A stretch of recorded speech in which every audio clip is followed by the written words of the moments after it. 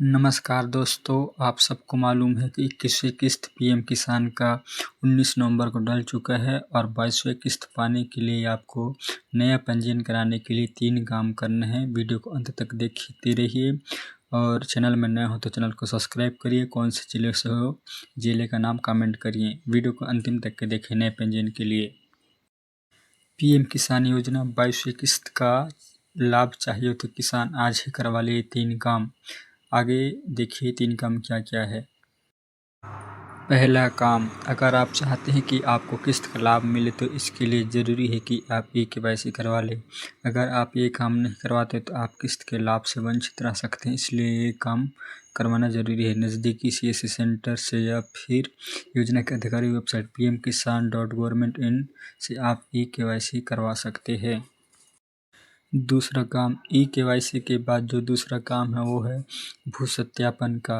इससे उन किसानों खेती योग्य ज़मीन का वेरिफिकेशन किया जाता है जो इस पीएम किसान योजना से जुड़े हैं। ये भी एक काम जरूरी काम है। अगर आप ये काम नहीं करवाते तो आप किसी के लाभ से वंचित रह सकते हैं, इसलिए करवाना ना भूलें।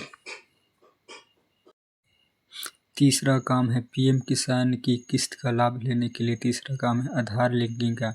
ये काम करवाना किसानों के लिए ज़रूरी होता है। इससे आपके आधार कार्ड को आपके बैंक खाते से लिंक करवाना जाता है। अगर आप ये काम नहीं करवाते तो आप किस्त के लाभ से वंचित रह सकते हैं, इसलिए इस काम को भी करवाना ज़रूरी है। नए पंजीयन के लिए आगे बढ़िए।